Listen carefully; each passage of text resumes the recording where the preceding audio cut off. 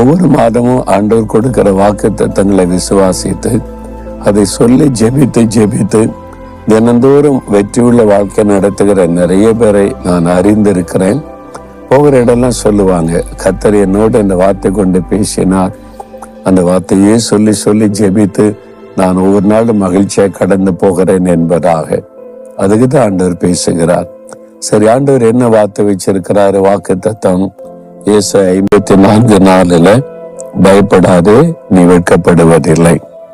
ஆண்டவர் சொல்றார், என் மகனே, என் மகளே, நீ பயப்படாதே, நீ வெட்கப்படுவதில்லை.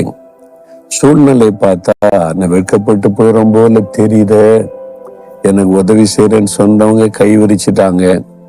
எனக்கு இங்கிருந்து ஒரு ஆசீர்வாத நன்மை வரும்னு எதிர்பார்த்தேன், வாசல் அடைக்கப்பட்டு விட்டது. நல்லபடியா இப்போ நடக்கும்னு நினைச்சா தடை வந்து விட்டது. நான் வெட்கப்பட்டு போகிறோம் போல இருக்குது. எப்படி இந்த சூழ்நிலைக்கு மத்தியில் எப்படி வாழ்றது அப்படின்ற போராட்டம்லாம் இருக்குதுல்ல. ஆண்டு சொல்றாரு, நீ வெட்கப்பட்டு போவதில்லை. ஏன் தெரியுமா? நான் கூட இருக்கல என் மகனே, என் மகளே, நான் கூட இருக்கிறல்ல, நான் உன்னை வெட்கப்பட விடுவேனா? எதுக்கு நீ பயப்படுற? பயப்படாதுன்னு சொல்றார். இந்த சொன்ன ஆண்டவர் உண்மையுள்ள தேவன். முடிஞ்சது, அவ்வளவுதான். இனிமே இந்த குடும்பம் அவ்வளவுதான், உங்க பிசினஸ் அவ்வளவுதான், வேலை அவ்வளவுதான், ஊழியம் அவ்வளவுதான், எல்லாமே முடிஞ்சது, ஒண்ணு செய்ய முடியாதுன்னு சொல்றாங்களா?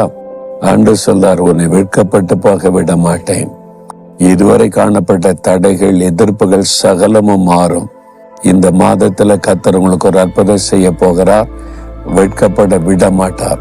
உங்களுக்கு வெட்கத்தை உண்டாக்க நினைக்கிற பிசாசின் கிரியைகள், மனுஷிக வல்லமையெல்லாம் முடக்கப்பட்டு போய்விடும். விசுவாசிங்க.